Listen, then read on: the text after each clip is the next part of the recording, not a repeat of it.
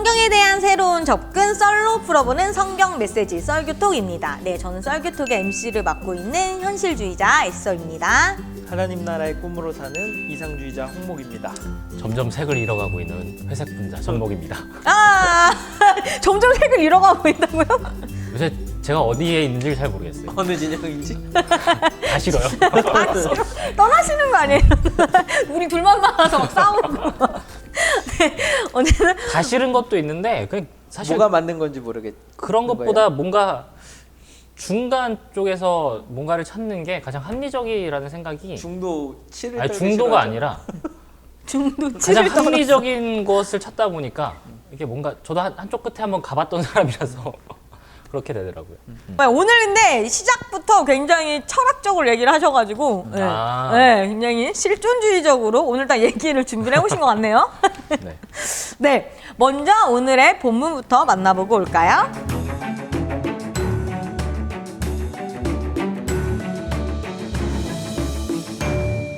네, 오늘 요한복음인데 본문으로 딱 준비하신 거는 되게 짧네요. 이거 절? 뭐 아무나 다 아는 얘기. 아, 이건 다 알죠. 진짜 교회 안 다니는 사람도 알죠, 이 얘기. 네. 그쵸? 저도 되게 네. 뻔한 얘기일 수도 있는데 그 뻔한 얘기를 조금 더 한번 자세히 새롭게? 한번 풀어보자라고 생각을 했고, 근데 이 설교를 제가 준비를 했던 이유가 그 한 보도를 보면서였어요. 그러니까 뉴스타파라는 그 보도 네. 그 하는 곳이 있는데 거기서 어떤 기독교 대학에서 일어났던 사건을 이렇게 중점적으로 다룬 적이 있거든요. 네. 근데 어떤 기독교 대학에서 총장이 장로님이고 이제 교직원이 목사님인데 둘 사이에 뭔가 이렇게 문제가 생겼어요.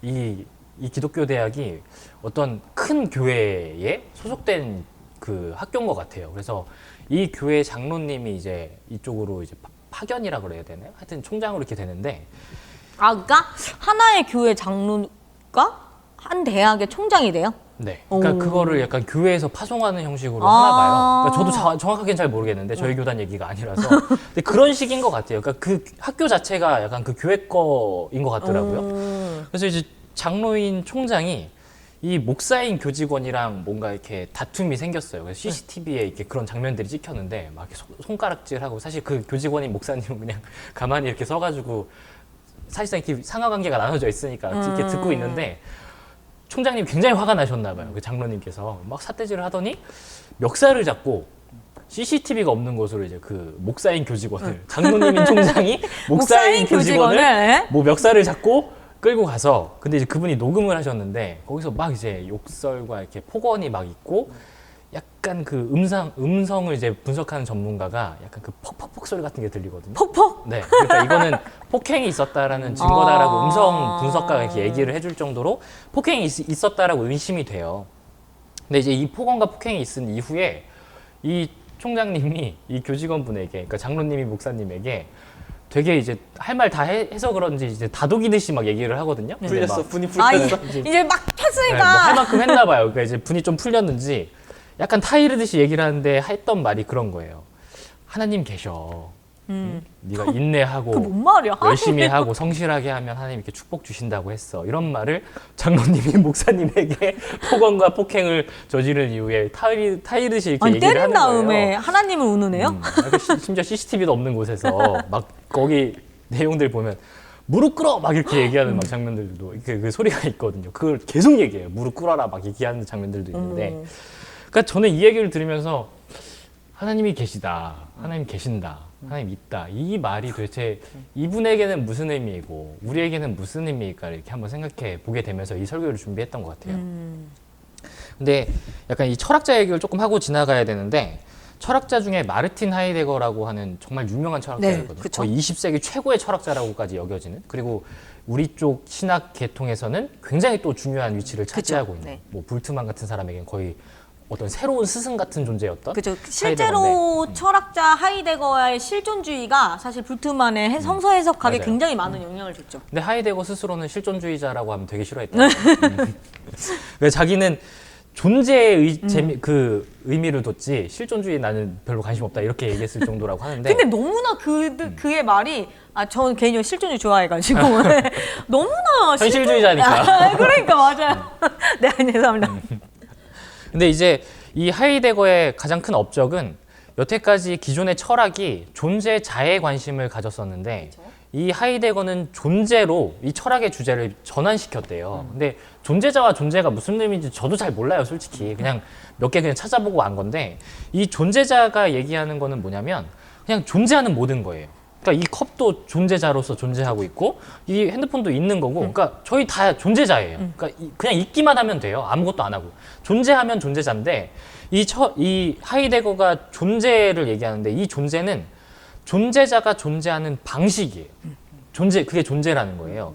그러니까 이 컵에 제가 물을 담지 않고 흙을 담고 꽃을 담으면 이건 더 이상 컵이 아니라 화분이 되는. 그쵸, 화분이 되는 거죠. 여기에 물을 담을 때 그 존재 방식을 가질 때 이게 물컵이 될 수 있는 거거든요. 그러니까 저라는 사람이 존재자로서는 있어요. 근데 내가 어떻게 살아가느냐 그 존재 방식에 따라서 내가 누구인지가 밝혀지는 거잖아요. 내가 어떤 존재인지가 드러나게 된다. 이게 이제 하이데거가 얘기하는 존재자와 존재의 차이거든요. 그래서 이 존재라는 것이 기본적으로 결국 우리로 하여금 질문하게끔 만드는 거예요. 나는 어떤 존재인가? 그러니까 있는 그 상태 말고 내가 어떻게 살아갈 것인가, 어떻게 살아왔는가, 또 내가 무엇이 될 것인가를 끊임없이 우리로 하여금 질문하게 하는 거거든요. 이게 바로 하이데거가 이야기하는 존재의 개념인데 저희가 믿지 않는 사람들이 그런 질문 진짜 많이 하죠. 하나님 계시냐? 아까 그 장로님은 확신해서 하나님 계시다라고 얘기했는데 하나님 계신가? 라는 이 질문을 정말 우리는 엄청 많이 듣잖아요. 목사인 저희들에게 심지어 성도님들도 그런 질문 하실 때도 있죠.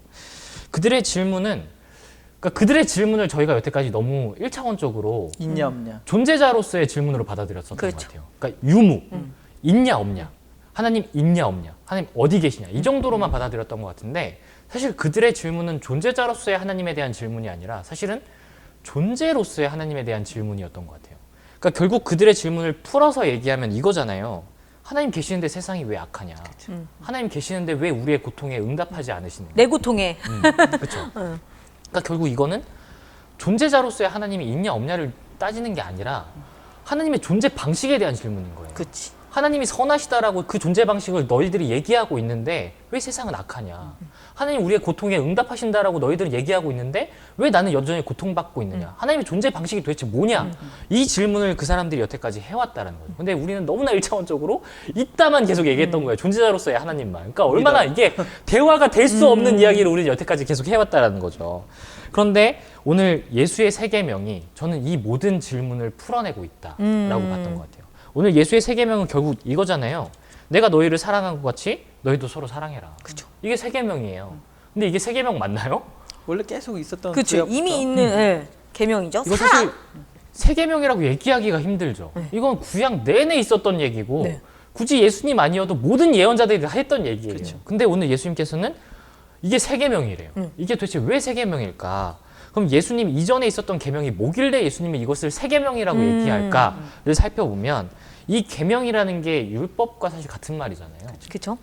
근데 저희 그 이스라엘의 역사를 살펴보면 하나님이 그러니까 성전이 멀쩡했을 때, 하나님이 성전에 계시다라고 믿었을 때는 굳이 하나님이 어디 계시는지에 대해서 얘기할 필요도 없었고 성전에 하나님의 존재 방식에 대해서도 설명해 줄 필요도 없었어요. 그냥 성전 보면 되는 거였어요. 하나님 저기 계시니까. 그런데 성전이 무너졌잖아요. 그쵸. 성전이 없어져 버렸고 그리고 포로로까지 끌려갔어요. 그럼 그 상태에서 도대체 하나님 어떻게 볼 수 있죠? 하나님 볼 수 있는 방법이 사라진 거예요. 하나님이 성전에 계시다 한들 우리가 이미 포로로 끌려왔기 때문에 하나님의 존재 방식, 존재를 볼 수가 없는 거예요. 그래서 그들이 찾아낸 방법이 뭐였냐면 말씀이었죠. 율법이었어요. 그 율법으로서 하나님이 살아계시다라는 것을 그들은 증명할 수 있다라고. 그러니까 하나님의 사실 존재 방식을 바꿨던 율법으로, 거거든요. 네. 그렇게 해서 이제 바리새인들이 생겨났고 율법 교사들이 생겨났던 거잖아요. 회당 중심의 문화들이 생겨났던 거죠. 율법을 중심으로. 근데 이 율법의 작동 원리를 보면 이 율법이 작동하려면 뭐가 필요하거든요. 그게 뭐냐면 죄인이에요. 여러분들 우리가 사법 체계 안에서 살아가는데 법의 효력을 느끼면서 살아가세요? 쉽지 않거든요. 벌금 끊을 때 느껴요. 그렇죠. 네. 그러니까 내가 죄인이 될 때 또는 나에게 어떤 범법 행위를 한 사람을 누군가 그 사법 체계가 그에게 법을 주거나 뭐 이렇게 제재할 때 그때서야 우리는 법의 실존을 느낄 수가 있는 거예요. 그러니까 법이라는 게 실존하려면 결국에는 법을 어기는 사람들이 있어야만 법의 효력을 느낄 수가 있는 거거든요. 율법도 마찬가지인 거예요. 율법의 효력을 느끼려면 그 율법을 통해서 하나님의 살아계심을 느끼려면 언제나 죄인이 필요해요. 죄인이 있어야만 하나님의 살아계심이 증명될 수 있는 거예요. 그러니까 결국에는 하나님의 살아계심을 증명하기 위해서 율법을 사용하면 결국엔 죄인이 필요하고 그 죄인을 만들어낼 수밖에 없는 상황들이 생기는 그 거예요. 기준점에서 조금만 어긋나도 죄인이 그렇죠. 돼버리는 거고. 그렇게 해야만 하나님의 존재가 증명되는 거죠. 그래서 그런 문화가 있었잖아요. 죄인을 막 끌어다가 돌로 쳐 죽이는. 그때 아마 가장 강렬하게 하나님의 임재를 느꼈을 거예요. 왜냐면 그게 하나님의 율법이 가장 강력하게 작동하는 방식이었고 그때 하나님 살아계시구나. 내가 조심해야 되겠구나라고 경각심을 그쵸. 깨닫게 해줬을 거란 말이에요. 그러니까 이 바리새인들과 율법 교사들이 사용했던 방식이 이 계명의 방식이 결국엔 처벌하고 감시하고 억압하는 거였다는 거죠. 이게 계명이었던 거예요. 그때 당시 이스라엘 사람들에게, 예수님이 있을 당시의 사람들에게. 근데 그런 존재 방식을 가지고 있었던 하나님을 그 율법을 오늘 예수님은 새 계명으로 지금 선포하시거든요. 근데 그 새 계명이 뭐냐면 사랑하라는 거예요. 서로 완전히 사랑하라. 뒤바꿔 버리고 있는 거예요. 이건 단순히 어떤 더 이상의 율법이 무의미하다를 얘기하는 정도가 아니라 하나님의 존재 방식을 전환시키는 거예요. 여태까지 하나님은 처벌하고 감시하고 억압하는 하나님이셨어요. 그런데 예수께서 지금 새 계명을 통해서 나타내고 있는 하나님은 하나님의 존재 방식은 사랑하는 거예요. 사랑함으로써 하나님의 존재 방식이 나타난다는 거예요. 그러니까 하나님의 존재를 지금 예수님은 완전히 전환시킨 거예요.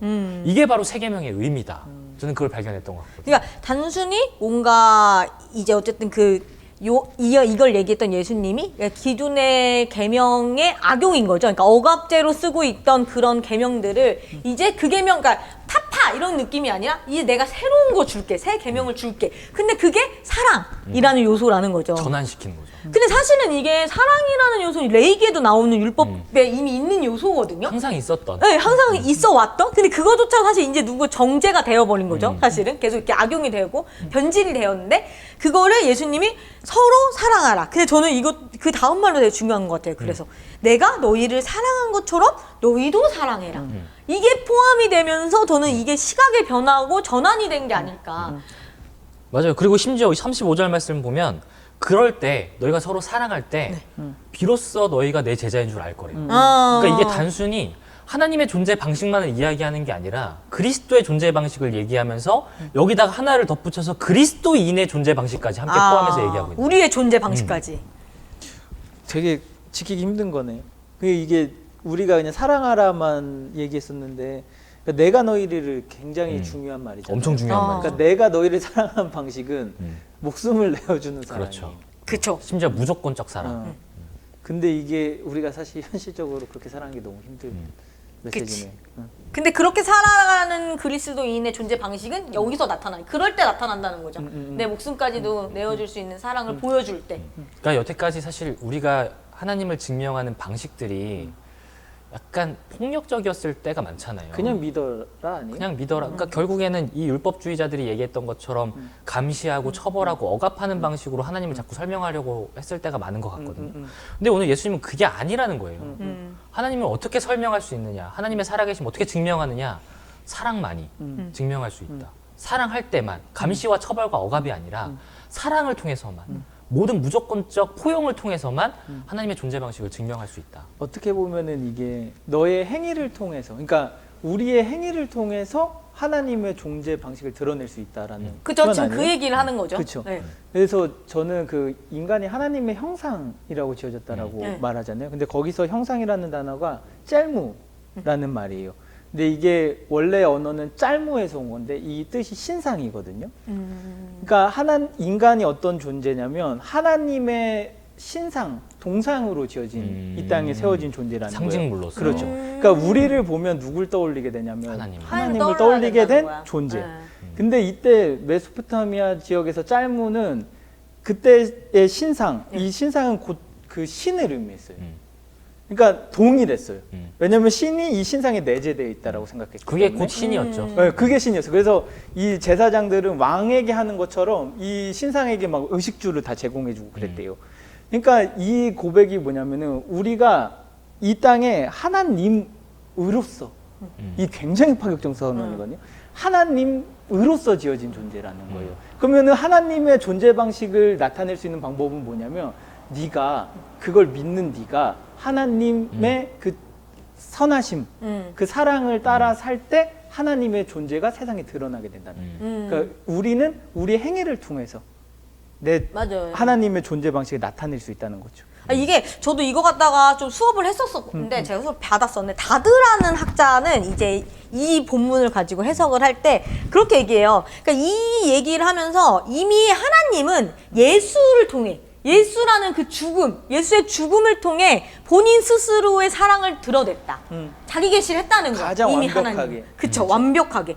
그리고 그 다음에 이 본문에서 얘기하듯이 우리가 하나님의 그 드러나심의 그거를 실천하면 우리가 하나님의 사랑을 실천하면 우리는 하나님과 상호 내주의 상태가 된다. 이게 하나됨이거든요, 사실. 우리가 이렇게 하나님의 이 말씀을 이대로 실천하면 된다라는 다드란 학자는 그렇게 해석을 하더라고요. 그러니까 이 상호 내주라는 게 전 되게 굉장히 중요한 개념인 것 같은 게 단순히 내가 사랑함으로써 그 사람만, 그 상대방만이 하나님을 경험하는 게 아니라 내가 그 사랑을 실천할 때 심지어 나도 같이 하나님의 임재를 느낀다는 거예요. 그렇지. 이게 엄청 중요한 개념인 거죠. 상호니까, 상호 내주니까. 그치. 그래서 오늘의 해석이 사실 되게 힘이 있는 해석인 것 같아요. 네, 저도 되게 많이 봤던 해석이기도 하고.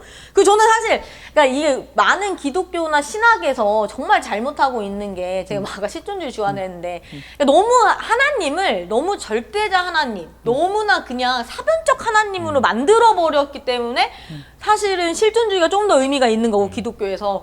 이제는 내려와야 되거든. 니체가 실존주의인데 니체가 했던 말 중에 신은 죽었다. 이거를 되게 많이들 얘기하잖아요.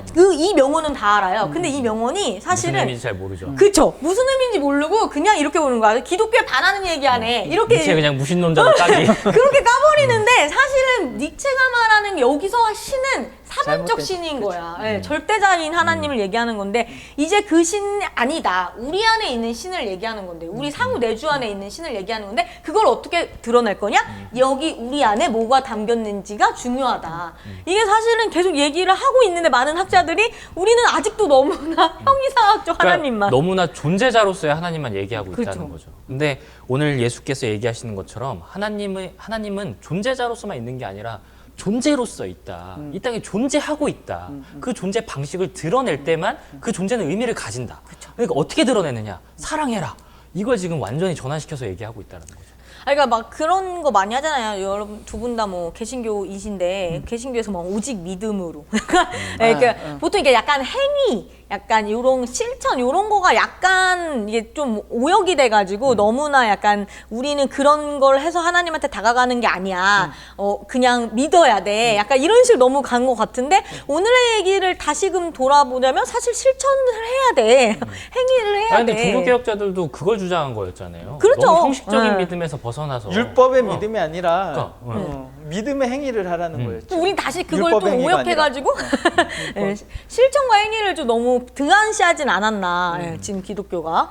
그러니까 그 얘기한 사람들 바울도 믿음을 되게 강조했지만 바울은 자신의 삶 전체를 바쳤거든요. 예수를 위해서. 그 실질적으로 바울이 그 얘기만 하지 않잖아요. 그렇죠.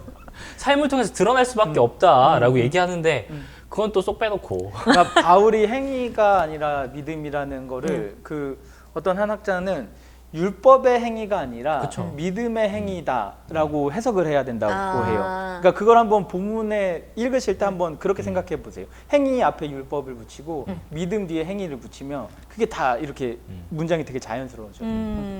근데 진짜 모든 것들이 그런 것 같아요. 사실 이 이스라엘계 이 율법이 처음에 생겼을 때는 그러지 않았을 거 아니에요?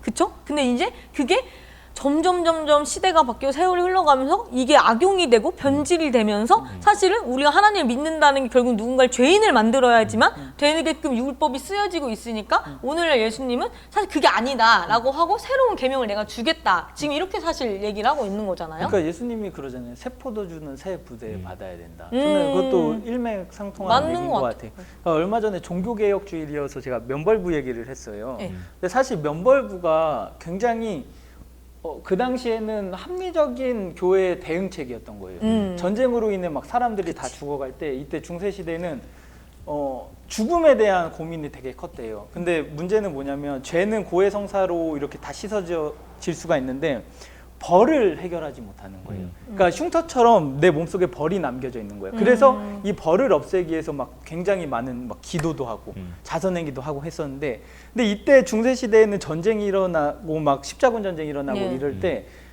이 벌의 문제가 갑자기 대두되기 시작한 거예요. 왜냐면은 벌을 다 씻어내고 이 세상을 떠나야지 바로 천국으로 갈 수 있는데, 그리고 약간 이상한 개념들이 생겼던 게 연옥 개념이 생기면서 그쵸. 네, 하나님 맞아요. 그 천국 들어가기 전에 거치는 단계로서 여기서 벌 받는 거잖아요. 그쵸. 네. 거기서 고역하는 거기서, 거니까. 그러니까 그게 두려운 사람들에게 교회가 내놓은 대안이 면벌부였다는 거예요. 그러니까 약간 통행증 같은 거죠. 어둠의 프리패스. 시기에서 두려움을 살고 있던 사람들에게 이 사람들, 그리고 가족이 그렇게 죽어버려서 고민할 거 아니에요. 그렇지. 우리 가족이 그 연옥에서 고통받고 고통받고, 있겠구나. 이 사람들한테 면벌부를 팔아준 거죠. 그쵸. 그리고서 근데 중요했던 게 뭐냐면 그래서 초기의 면벌부는 사회적 약자들을 돕는 데 사용했대요. 처음 그 생겨났던 가격을, 거. 처음 생겨났던 거. 그 문제가 의미는- 뭐냐면 이게 제도화돼. 굳어져. 그러면서 이게 자기들 배를 채우는 수단이 돼. 상업화가 되니까. 그러니까 심지어 그게 그 성전이라고 해야 될까요? 하여튼 베드로 뭐 그걸 맞아요. 지으려고. 건축하려고. 그러니까 원래는 이게 십자군 전쟁에 참여하는 군인들 네. 혹은 성지순례하는 사람들에게만 줬던 거예요. 갑작스럽게 죽을 수밖에 없는 사람들. 근데 이게 얘네들이 돈벌이가 되니까 수단이 바꿔버린 거지. 돼버리니까. 그러니까 형식화된 것에 대해서 우리가 항상 벗어날 수 있는 그런 게 되게 필요한 것 같아요. 그러니까 율법도 그 당시에 있는 그 말씀으로 해석을 해야 새 포도주는 새 부대에 받아내야 되는데 자꾸 그 낡은 형식을 고수하다 보니까 율법 자체에 매여버리니까 가죽 부대가 터져버리잖아요. 그러니까 예수님은 그렇게 얘기하는 거죠. 그 방식 버리고 이제 새로운 사랑으로, 새 내가 계명, 가르쳐준 사랑으로, 내가 이제 보여준 사랑해라. 사랑으로 너희들도 옆에 사람을 사랑해라. 그렇죠. 사랑할 줄 알아야지 율법을 지키는 게 뭐가 의미가 있냐. 그렇죠. 사실 이런 얘기 얼마나 답답했으면. 그렇죠. 네, 그게 사실 오늘 본문이 시사하는 바는 사실 율법이라는 요소도 사실은 굉장히 그리스도를 드러낼 수 있는 존재 방식으로 사용이 돼야 되는데 이것이 변질되고 억압의 상황이 되니까 이제 그것을 새 계명으로 딱 실천적으로 현실적으로 너희 서로 사랑해라. 내가 나를 드러낸 것처럼 너희도 너희의 이웃을 사랑해라 라고 얘기를 해주는 것 같아요. 계명이 만약에, 그러니까 전목님이 얘기한 건 이거잖아요. 계명은 하나님의 존재를 나타내기 위한 하나의 수단. 그렇죠. 존재 방식을 나타내기 설명해주고 위한 있다. 그렇죠. 하나의 수단이다라는 건데, 그러면 오늘 우리가 이 하나님의 존재를 네. 어떻게 증명할 수 있을까라는 고민이 들잖아요. 그렇죠. 근데 저는 예전에 세월호 사건으로 인해서 먼저 이 세상을 떠난 그 고 이창현 군의 어머니가 계셔요. 그분이 이제 최순아 선생님인데 네. 그분의 기도를 보면서 정말로 마음에 와닿았던 게 뭐냐면, 그 어머니가 처음에 기도를 이렇게 시작을 해요. 내가 하나님이 너무 미워서, 내 기도를 들어주지 않은 하나님이 너무 미워서 하나님을 등 돌리고 싶었다. 하나님을 떠나고 싶었다. 그런데 내가 차마 하나님을 떠날 수가 없었다. 왜냐하면 내가 어디에 가든지 하나님이 거기에 계시는 걸 내가 느꼈기 때문이다. 내가 하나님을 만났기 때문이다 라고 얘기를 하거든요. 근데 그분이 그러면서 이렇게 기도를 해요.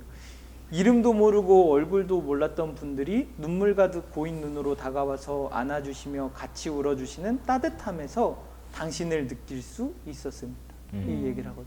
그러니까 창현 어머니가 살아계신 하나님의 존재를 어디서 이렇게 느낄 수 있었냐면, 그녀가 가장 좌절했을 때, 그래서 너무 힘든 상황 속에서 그녀를 위로해주는 손길들을 통해서, 얼굴도 모르는 그 사람을 통해서 하나님을 느낄 수 있었다라는 거죠. 그러니까 오늘 이 시대 속에서 그리스도인들이 하나님을 나타내려면 예수천국 불신지옥 피켓 들지 말고 이 땅에 정말 아픈 사람들, 그 사랑, 신의 그 절대적 사랑이라고 말하잖아요. 네. 그 사랑이 필요한 사람들의 곁에 가서 그 사랑을 우리의 손길 내밈을 통해서 전해주자. 이런 의미로서 생각할 수 있을 것 같아요. 그러니까 결국에는 하나님 계시냐라는 이 질문에 이걸 좀 풀어서 얘기하면 이건 거예요. 우리한테 하나님 계시냐라는 그 질문의 뜻은 너 사랑하고 있냐? 그렇죠. 교회는 사랑하고 있냐? 근데 세상이 왜 이러냐? 너희들 뭐 하고 있냐? 그렇죠. 내 목숨 바쳐 사랑하고 있냐. 그런 사랑이죠. 하나님은 그런 사랑을 보여주셨고 저희는 그런 하나님을 전하고 믿는다고 고백은 하지만 사실 우리가 과연 하나님을 잘 드러낼 수 있는지는 오늘날 우리에게 존재론적인 질문을 던지는 이야기였던 것 같습니다. 무릎 꿇어 뭐 이러면서 그러니까 남한테 무릎 꿇어가 아니라 본인이 무릎을 꿇는 그런 모습이 더 그리스도인 그러니까 나왔을 텐데. 이걸 보시는 모든 분들은 이미 존재자로서 그리스도인이에요. 그럼요. 그쵸. 근데 존재로서 그리스도인인지를 고민해 보라는 그럼요. 거죠. 좋습니다. 네, 오늘은 좀 시사하는 바가 큰 것 같아요. 네, 그래서 보신 분들도 좀 더 새롭게 느껴지셨으면 좋겠고, 네, 오늘은 여기까지 하도록 하겠습니다. 시청해주셔서 감사합니다.